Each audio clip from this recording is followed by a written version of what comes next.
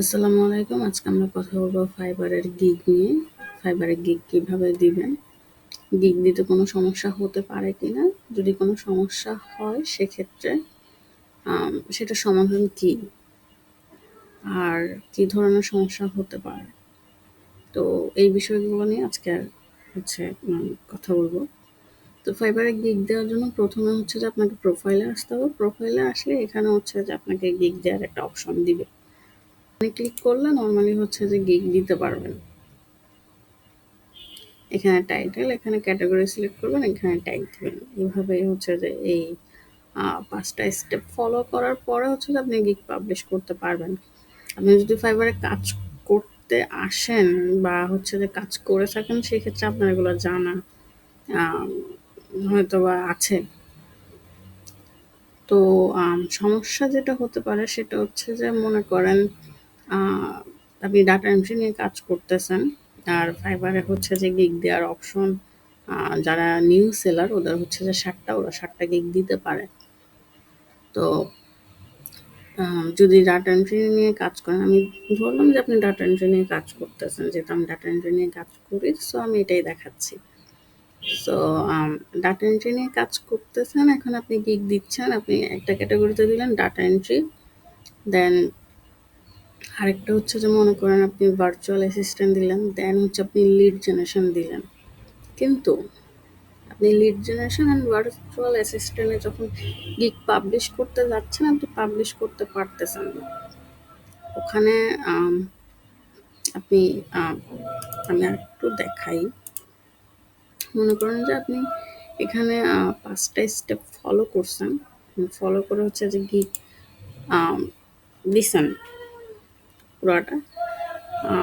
Fill up করছেন এখানে, এখানে পিকচার দিছেন, এখানে রিকোয়ারমেন্ট দিছেন, ডেসক্রিপশন, প্রাইস, টাইটেল সবকিছু দিছেন। দেওয়ার পরে এখানে পাবলিশে এসে যখন ক্লিক করতে যাবেন, পাবলিশ করতে যাবেন, তখন হচ্ছে যে আপনি গিগ পাবলিশ করতে পারবেন না। যদি লিড জেনারেশন নিয়ে অথবা ভার্চুয়াল অ্যাসিস্ট্যান্ট নিয়ে গিগ দিতে যান। কখন পারবেন না? যখন আপনি ফাইবারের ইংলিশ যে এক্সামগুলো আছে ওগুলা না দেন। এবং ওখানে যদি আপনি পাস না করেন, আপনি যদি এক্সাম দেন সেক্ষেত্রে হচ্ছে যে আপনাকে পাস করতে হবে। পাস করলে দেন হচ্ছে যে আপনি এখানে গিগটা ইজিলি পাবলিশ করতে পারবেন। আর যদি পাস না করেন তাহলে আমার মতো এরকম আপনাকে ওয়েট করতে হবে। তো ওয়েটের সময়টা হয় নরমালি আপনার ৬০ থেকে ৯০ দিন।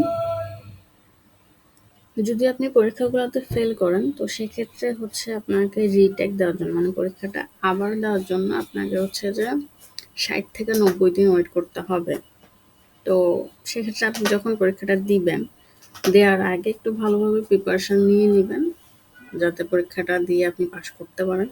যদি ফেল করে ফেলেন তাহলে হচ্ছে যে আপনি প্রায় ২-৩ মাস আপনাকে ওয়েট করতে হবে। আপনি হচ্ছে যে আর গিগ পাবলিশ করতে পারবেন না ওই ক্যাটাগরিগুলোতে। তো সেক্ষেত্রে হচ্ছে যে এই দিকটা মানে নিউ সেলারদের জন্য খুবই দুঃখজনক যদি সে পাস করতে না পারে, তাকে যদি এত সময় ধরে ওয়েট করতে হয়। যেহেতু প্রথমের দিকে কাজ পাওয়াটা একটু ডিফিকাল্ট, সো সেই জন্য। ওকে, সো এক্সামগুলো দেওয়ার জন্য আপনাকে হচ্ছে প্রোফাইলে আসতে হবে। প্রোফাইলে এসে একটু যখন আপনি নিচের দিকে আসবেন তখন এখানে টেকে টেস্ট লেখা থাকবে। তো এখানে হচ্ছে যে আপনি ক্লিক করবেন। ক্লিক করলে আপনি হচ্ছে যে এখানে ইংলিশ এক্সামগুলো পেয়ে যাবেন। এই যে এখানে একটা আছে English test, fibre English test, এটা দিতে হবে। দেন আরেকটা আছে, আরেকটা এই যে এখানে একটা আছে, এটা হচ্ছে যে এই ২ টা এক্সাম হচ্ছে যে আপনাকে দেওয়া লাগবে যদি আপনি ভার্চুয়াল অ্যাসিস্ট্যান্ট আর লিড জেনারেশন এই ক্যাটাগরিতে গিগ দিতে চান।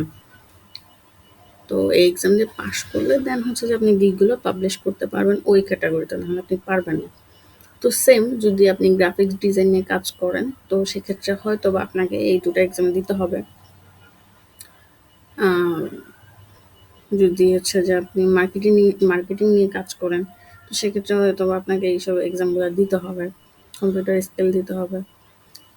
তো যে ক্যাটাগরিতে কাজ করে সেই ক্যাটাগরির মধ্যে এখন বর্তমানে হচ্ছে যে কিছু গিগ পাবলিশ করতে নিলে আপনাকে হচ্ছে যে এক্সাম ছাড়া হচ্ছে গিগ পাবলিশ করা যায় না। সো 60টা গিগ দিতে হলে আপনাকে হচ্ছে যে এই ধরনের স্টেপগুলো ফলো করতে হবে। ফলো করে দেন হচ্ছে যে আপনি পুরোপুরি নিউ সেলার অবস্থায় আপনি হচ্ছে 60টা গিগ দিতে পারবেন। আর না হলে হচ্ছে আপনি পারবেন না। আরেকটা প্রবলেম হতে পারে সেটা হচ্ছে যে আপনি যদি আ কপি করেন কারো থেকে, পুরোটা গিগই যদি কপি করেন, কিছু যদি চেঞ্জ না করেন, সেক্ষেত্রেও আপনি গিগ পাবলিশ করতে পারবেন না। ওটা আপনার অ্যাকাউন্টে হয়তোবা ওয়ার্নিং চলে আসবে বা গিগটাকে হচ্ছে যে রিমুভ করে দেওয়া হবে। তো সেক্ষেত্রে এটাও মাথায় রাখবেন যে কারো থেকে পুরোপুরি একটা গিগ আপনি কপি করবেন না। যদি কপি করানো তো সেক্ষেত্রে হচ্ছে যে কিছুটা চেঞ্জ রাখবেন। তাহলে হচ্ছে যে আর কোনো প্রবলেম হবে না। তো ভিডিওটা ছিল এই পর্যন্তই। যদি ভিডিওটা ভালো লাগে তাহলে অবশ্যই একটি লাইক দিবেন। আর যদি বুঝতে কোনো সমস্যা হয় কোথাও সেটা হচ্ছে যে আমাকে কমেন্ট করে জানাবেন। ধন্যবাদ সবাইকে। ভালো থাকবেন সবাই। আসসালামু আলাইকুম।